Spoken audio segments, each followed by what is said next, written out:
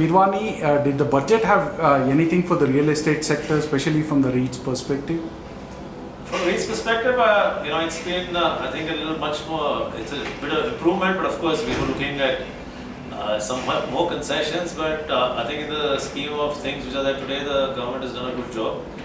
And I think we, which is our joint venture between Embassy and Blackstone, we'll be looking forward to trying and, at least placing the first REIT in the country in a nice structured manner and pave the way for REITs to follow. What kind of time frame are we looking for this REIT to take off, sir? Yeah, so if we went ahead, which is actually we're meeting up on the 9th of this month to take a call, and I think the third quarter of this year would be the correct timing for us to go ahead. And I think that in general everything seems quite conducive.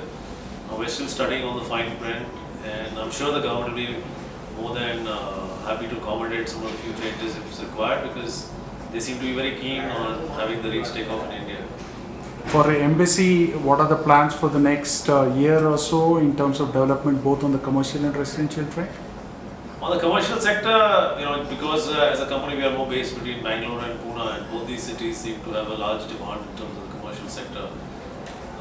We pretty much have large plans to build a lot of space. Roughly in the next 30 months, we've got to build close to about 500,000 square feet a month between just 3 of these parks, which is Pune, Anita Embassy, and Embassy Tech Village. So I think we've got a busy 30 months or at least 3 years ahead. There seems to be a good demand as far as attraction as far as Bangalore is concerned. In fact, as I speak now, there's not much space which is ready space available in Bangalore.